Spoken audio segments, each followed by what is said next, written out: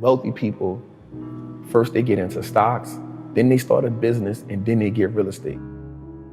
Owning a stock is owning a percentage of a great business. The people who aren't wealthy is because they don't own nothing. You only have your money sitting in cash. If your money is just sitting in cash, realistically, you're becoming poorer every day.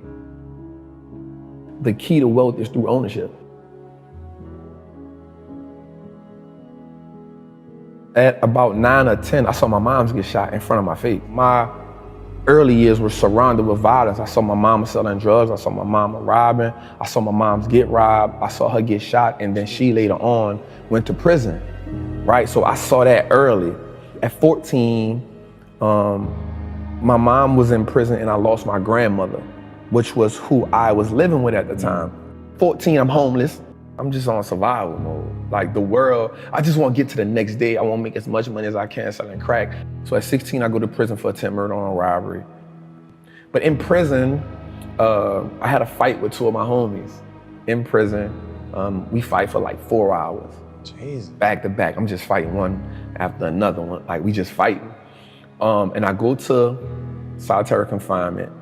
And at this time, all these parish prisons is considered like one of the worst parish prisons in the United States of America, right? And I go to the cell and I meet this white guy. That was the turning point of my life. He was like, man, listen, man, there's a game that's being played and you're playing a game that you can't win. For a minute, I just started thinking about the people who I knew that was in the streets. Everybody lost, everybody suffered the same fate. He has on a red and white band at the time. The red and white band means you're in federal custody. The first 3 things was he said, listen, man, wealthy people do 3 things, man. They stop trading time for money. They make their money work for them. And they give as much value to people as they can. We got a little deeper into that. He said, the reason why you give people so much value is because if you give them so much value, they'll never leave you and they'll always be there for you. And you will never need for anything as long as you give wealth and value to people. And so I learned that as I got older. That part really didn't make sense to me at the time, but the money working for you part, and I was like, how do you make your money work for you? Again, all I know is how to go get money. That's all I know. So later on in that, he says, wealthy people do 3 things. So we in the cell for about 45 days. Every conversation with him about money and transition was always wealthy people do. So he says, wealthy people, first they get into stocks, then they start a business, and then they get real estate. So when people ask me, how did I get into stocks? It's because I follow that rule. And so my rest of my time in prison, I wanted to be that. I wanted to be a part of that wealthy conversation. And so what happened to me was it started reminding me of being in the streets. Everything about it. And I heard this term one time that said, the real gangsters are on Wall Street. The real gangsters are in the government. And I was like, damn. The reason why people think wealthy people or people with money are sinister is because that's what you kind of taught in the hood. Like you kind of taught like the people who really have money, like they did some wicked shit to get it. They did some backstabbing, cut, get it, and you'll never get that, right? And so that same mentality now happens on a lower level, right? The hustling, the dope dealing. So now you think like, yo, I gotta just do sinister shit to get money. And then the people who are successful in the drug game, they're looking at the people at the top like, damn, I wanna be that. But the people at the bottom will never get a taste of that. And so now we just kind of living off ambition. And so now the people who are in the middle who working, they're like, oh, them people with money, they all crooks. Because being at the bottom teaches you to envy people at the top. It just happens. It's something that brews down there, right? It's kind of like when you cook. I don't know if you had gumbo before, right? But it's kind of when you cook food, right? The base goes to the bottom. And so most people live in that bottom, never knowing how they'll get up there, right? I remember, so when I was working in the inner cities, I remember having this moment where I was like, wait a second, this is not an intelligence problem. Intelligence is evenly distributed. Like I remember saying to my wife, the next Elon Musk is gonna be found somewhere in Compton. The problem is, he doesn't believe in himself. And so he's not gonna do anything. And so I became obsessed with this idea that generational poverty is not about money, it's about mindset. Now, it will manifest as money, but it is that. So I remember I had one kid come to me, and I was the first person that told him, you can be successful. Like, what the why do you not think you can be successful? It didn't even make sense to me. And he was like, well, my mom always told me that the world didn't want to see people that look like me succeed. And I was like, I'm sorry, what? I'm like, even if your mom had good intentions, that is the worst advice ever, because if you think you can't be successful, that will govern the way that you move, right? So Kobe Bryant, people that have listened to me for a while have heard this quote 1,000 times, but boos don't block dunks. The world can hate you all they want, but if you're good enough, think about this. The best basketball players in the world were paid millions of dollars to stop Kobe Bryant from scoring, and the scored 81 points in a single game. 81 points. When you've got 5 people paid millions of dollars actively trying to stop you, and they can't because you've gotten that good. That to me is the game of money. People can not want you to succeed all they want, but if you out-invest them, they can't stop you. So if people are not encouraging you to read, you're not going to read. What happens is now, no one now believes that it's possible. Once you keep passing that down, you start accepting the lower level. And then there's a few of us or a few people who say, nah, I'm an outlier, yo, like I'm about to go for it. And then whatever happens, I'm with it. You feel me? So for me, again, one of the greatest things that happened to me was my mother telling me like the world is raw and you gotta get how you live. But I also saw my grandmother be a legal entrepreneur. So I saw it from both worlds. So while I'm in prison, I pick up a habit of reading. That was the game changer for me. On the streets, I never had the opportunity to just sit down and read because I'm always trying to survive. In prison, there was no longer a survivor mode there. I started hustling in prison. So I was working in the laundry. And so your clothes don't really get clean. So I found a hustle like, yo, I'll wash your clothes when we do it, but it's $5 or $25 a month. So that gave me a whole another set of money. And then I started being like a numbers dude. How Vegas have the numbers, the betting, I became a numbers guy. So I used to get up in the mornings and watch CNBC. So mind you, people in prison, they love to watch The Young and the Restless. And so I would have to get up before them to watch like Squawk Box, Jim Cramer. And I'd just be like, damn, these motherfuckers get all this money and they not risking their life. Something gotta change for me. Like something gotta change. And so I just started listening to them every day and I started comparing it to the streets.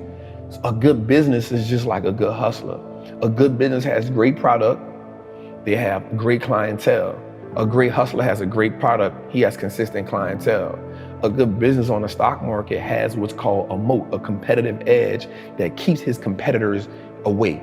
A good hustler on the street is gonna have that competitive edge where they be like, nah, yo, I ain't rocking with you. I'm gonna just wait till trap come back, right? So there's the competitive edge. A good business has a good branding moat, meaning my name is good, right? So a good hustler on the street, yo, Trap got that blue magic. I'm good on you. Like if I can't get Trap, I'm gonna just go Trap. But Trap got that blue magic, that's what I'm rocking with. Branding mode, right? That's it. A great business on the stock market has more assets, more liquidity than debt. A good hustler on the street is, if you don't learn how to fund your business, if you're operating where all you have is re-up money, you're not gonna last long.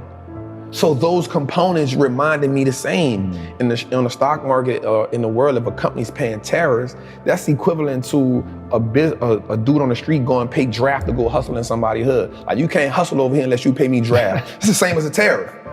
It's the same thing. Yeah. So once I broke the game down to a way that I can understand it, it wasn't about me just being brilliant. It was like, yo, how do I make the game winnable for me? Like once you start understanding the fundamentals, you give yourself power because you now understand, like you said, you see how the machine works, right? And so most people look at the machine and marvel and say most people look at the stock market, 98% of the people who I know look at the stock market and say, yo, that's not a game I can play. I'm staying away from it. And so the way it's set up is, the world is set up, well, listen, cool, I don't even want you to play. Just give me your money, I'll play it for you. Right. So when we look at like banks, like we understand that banks don't necessarily work in our favor, right? So banks only give us 0.05% interest on the money we have there. Well, we can get 8% just by putting our money in an index fund. So why would I just sit my money in a bank and let the bank make all the money? Because all they're gonna do is invest the money for you. So they now operating as the plug. They operate now as the man who, I'm gonna front you this, I'm gonna make my money, I'm gonna take the cut, I'm gonna give you just enough to keep coming back. I wanna go to the plug. Who is the plug? The stock market. The relationship with money in my community is you make money just enough to pay bills. And so once you get tired of paying bills, you say, you know what? I need to treat myself to something, right? No matter if I gotta go in debt, no matter if I need to treat myself to something to take this misery away. So you treat yourself to something that you can't afford at the time, right? But it makes you feel good in the moment.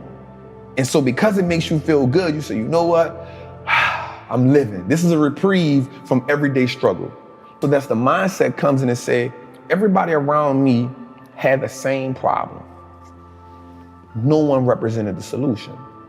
So if I don't change something, I'm only going to end up like everybody else I know.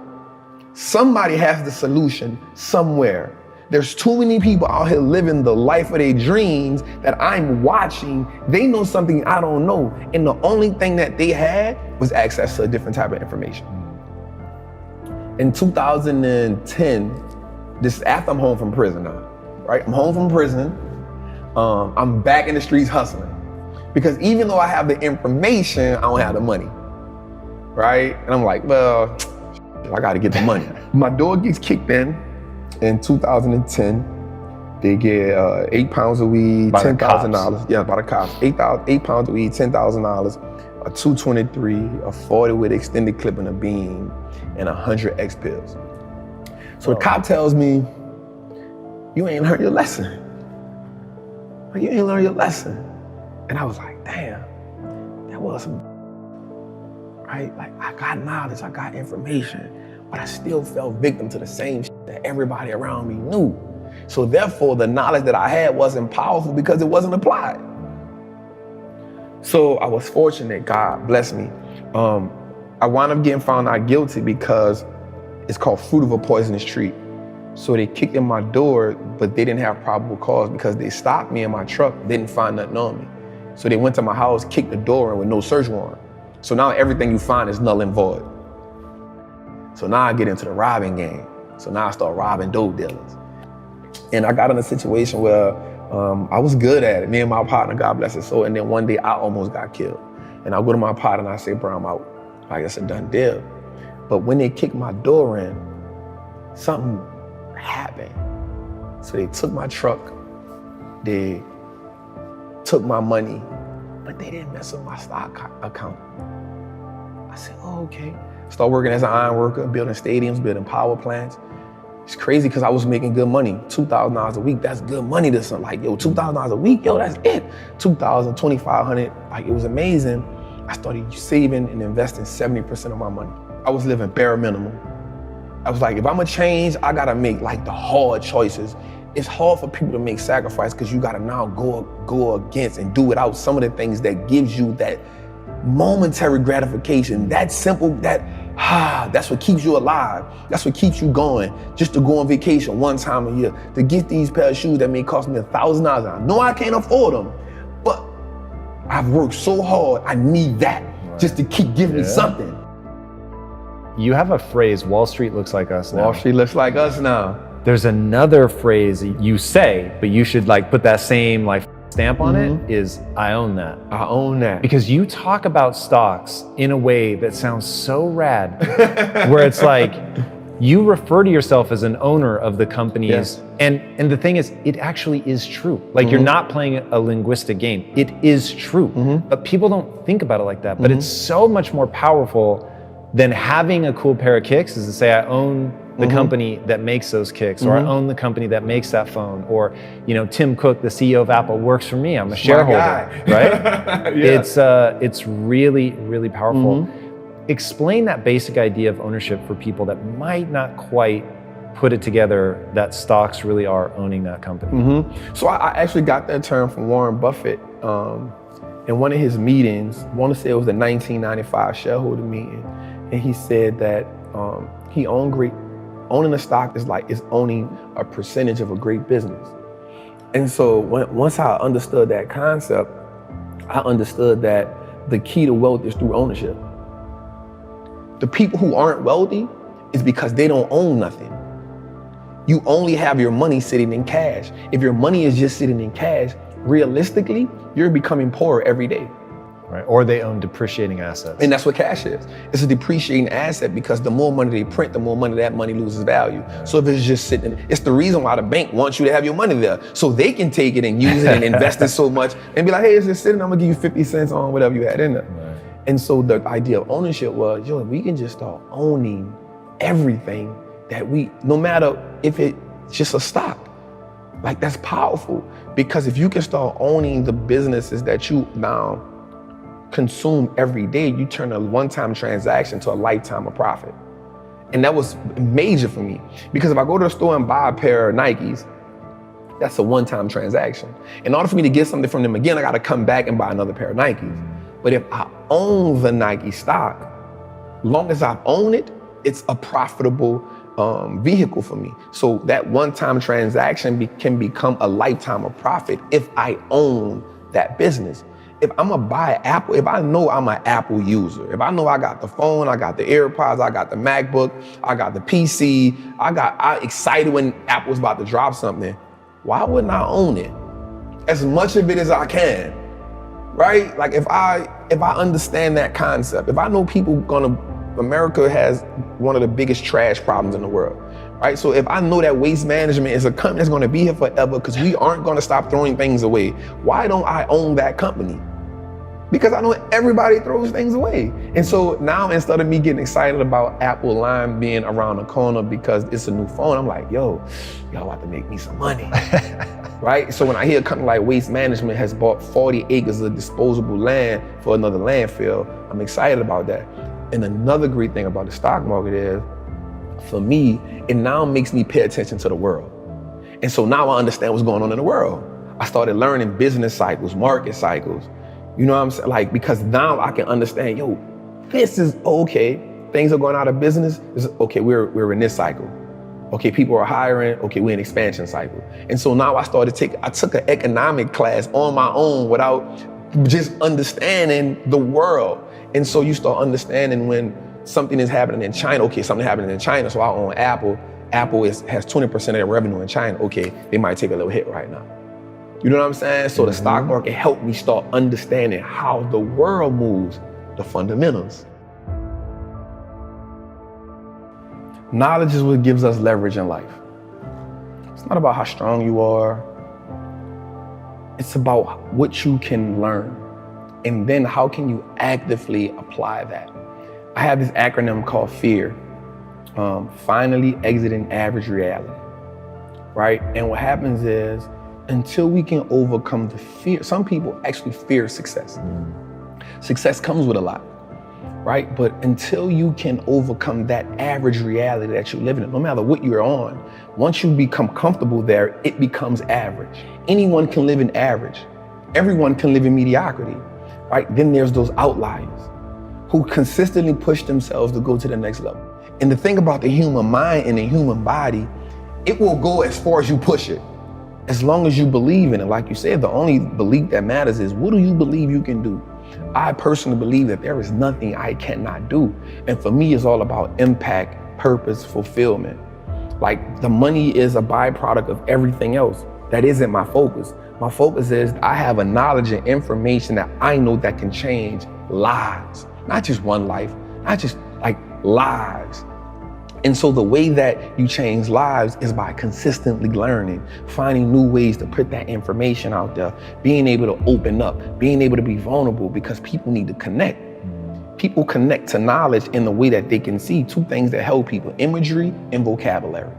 So for me, it's always about, how do I attain as much? It's always a challenge for me. How can I attain as much knowledge as I can? Because I love learning, but then how do I take that and be able to now reciprocate it or give it to somebody who may not understand calculus or trigonometry, but if I can give it to them in this way, they can say, oh yeah, I got it. And there's more people that struggled in the world that has become successful. So struggle has to become a language that I struggle. So that's the language I'm great at. So if I can break down things into a struggle language, now I make it the game winnable for everybody. What do you say to people that don't think they have enough money to invest? So the important thing for me to tell them is start where you are. You build a house brick by brick. If we look back at our situation, you see you inherited that, whatever it is, that poverty. You inherited that mindset, that idea of scarcity, that idea that you don't have enough money. You inherited that. Building wealth becomes a revolutionary act. Because now you start saying, I'm gonna go against what I was taught, right? And so I said by starting with $25. If you can do $25 a month, that's cool. If you can do $25 a week, that's cool. Because what happens is, once you start understanding the power of how your money works, you'll start saying, yo, I don't need to do that because that's taken away from this. That 25 will now become $50. Guaranteed. That 50 will now become 100 because you're gonna start doing more with less. Invest in your first stock. It don't have to be a winner. It doesn't have to be a home run. It can be an AT&T stock that costs $26 right now. It may not be the best investment in the world, but you started, right? And the great thing about anything is you can't be great if you never go to practice. You can't hit 81 if you never get in the gym. So just get in the gym and then find somebody who can teach you. Be dedicated to understand the process. We have to understand the power in learning and being educated, man.